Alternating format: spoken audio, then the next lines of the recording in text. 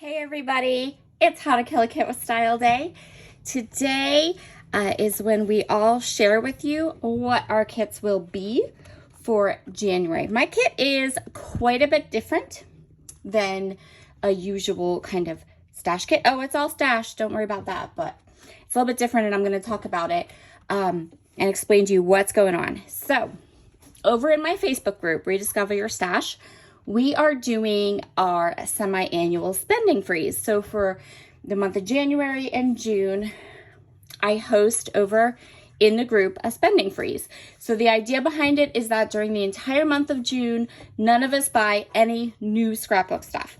It doesn't include things like kit subscriptions. That's fine because of course, there has to be a little bit of cheating here. So we kind of keep the rules to no new supplies, but you can pay for your kits, you can get your monthly kit subscriptions, and if you need essential stuff, so if you run out of adhesive, if you need to have photos printed, if you need white cardstock, those kinds of things, we of course allow for purchasing those things.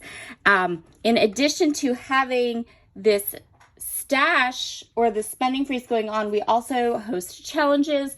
There's prizes, there's gifts, there's lots of stuff during the whole month of January. We focus on using up our stash, using up the things that we have in our stash, kind of getting ready, making way for some of the new lines, which are usually debuted in January and then kind of trickle into the stores through February and March. So for my How to Kill a Kit with Style this month, I decided to go with some page kits.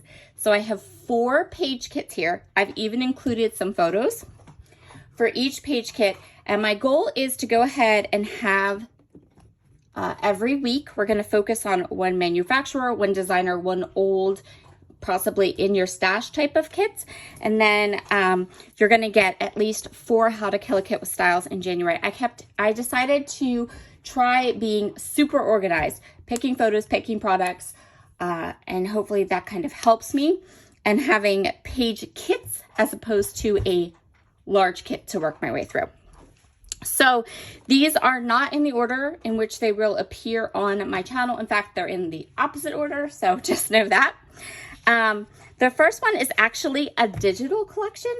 So I'll talk about the photos in the videos as I do them. But so I put together some products. Okay, so this is all from Basic Gray's What's Up collection, which is older. I own the digital products, which means I can print and cut and play with these all day long. But you might have some in your stash. So I chose a couple of papers. I chose a couple of patterns from this What's Up collection that I went ahead and printed.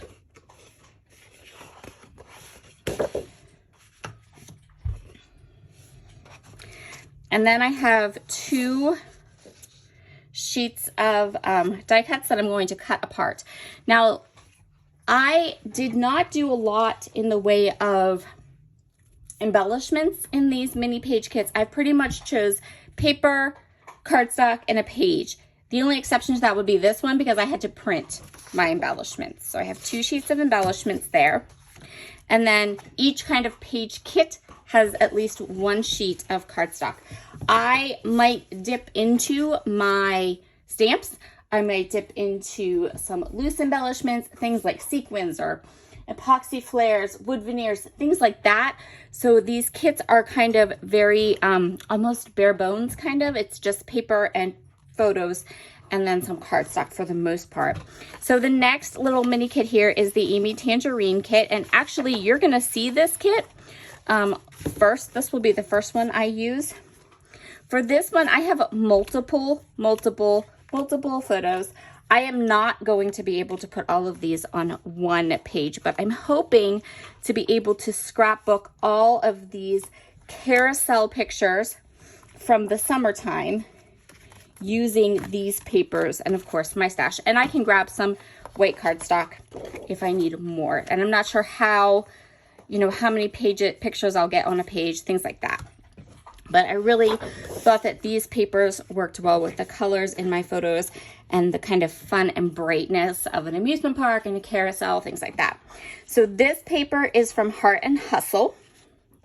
One side are these roll of flowers, and the other side is this black and white pattern. The next page is also from, I think all of the papers I chose are from Heart and Hustle. I'm a very collection-based scrapbooker. I tend to put things together that are collection-based. So this one is also Heart and Hustle. We probably will not use this coffee cup paper at all, but this side I thought would work really well. This side, I like both sides of this one. So some of these will work really well for my photos, like this one or this one or this one. And then the other side is, this reminded me of like a circus tent. Perfect for carousel photos. I had this crazy idea of like cutting these apart and then redoing them, almost like maybe a quilt design of some sort. I haven't exactly figured it all out yet, but this one's from Heart and Hustle as well. I don't like this paper at all, this red with the blue stripe. It bugs my eyes, irritates me to death, so we'll definitely just be using that one. Next up, and again, I'll talk about the photos when we get there. I did want to point out that carousel one because when I tackle this Amy Tangerine, I want to do more than one page with with my mini kit. So this one is Chamel. I have a speckle tone cardstock to go with it, and then I just pulled, so this one will definitely be just this one page because I only have 2.5 sheets of paper to go with it. So these papers are from Head in the Cloud. I think this one is from Head in the Cloud too. Yeah, I like this side. And what this is going to be is I'm going to have to kind of work my way through using these dark papers, which that's fine. I actually have a couple different plans for that. And then this paper, which is probably my favorite from the Head in the Clouds collection. And I just have this little bit left. So let's get that used up. So the last older company or older collection is from Rosie Studio. So these papers, again, all from the same line. This is all Indigo Mist papers. You can see there we have 2 heritage photos we're going to be scrapbooking with these papers this month. So I have these papers from Indigo Mist from Rosie Studio.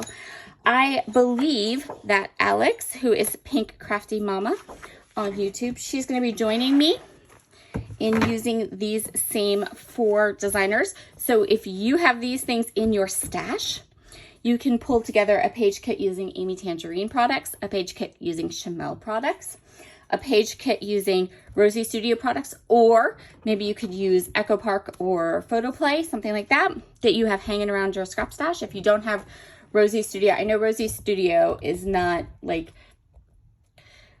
it's not super popular, but I will say this, if you order from their website, you get your stuff super quick, even though they're in Australia, and you cannot beat their prices. So just an FYI. I am a huge Rosie Studio fan. So that is my 4 kits. And then the 4th week is I'm going to stash dive with the basic gray digital stuff that I printed. All right, that is my kit for January.